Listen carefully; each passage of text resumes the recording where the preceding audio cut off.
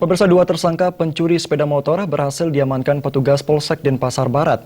Tersangka melakukan aksinya tidak lagi dengan merusak kunci menggunakan kunci letter T. Tersangka langsung mengangkut kendaraan yang dicuri dengan mobil sewaan.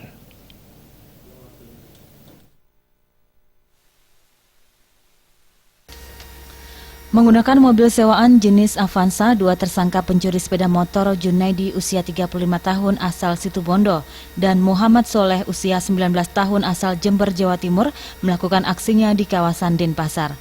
Modus yang mereka lakukan tergolong baru. Mereka tidak lagi merusak kunci kontak tetapi mengangkut langsung motor yang mereka sasar dengan menggunakan mobil sewaan.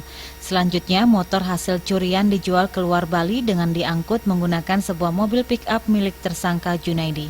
Junaidi selama ini beroperasi sebagai penjual pisang.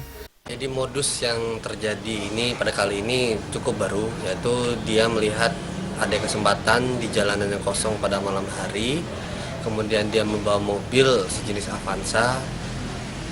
Setelah ada kesempatan dan tidak ada orang, dia bawa masukkan ke dalam mobil. Jadi tidak lagi menggunakan kunci T atau merusak kunci, tidak.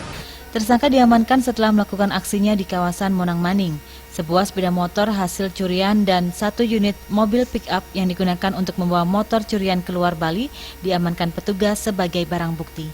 Petugas kini masih mengembangkan penyelidikan terhadap para tersangka yang diduga kuat juga terlibat dalam beberapa kasus kriminal lainnya di Denpasar. Raisuantara, Bali TV.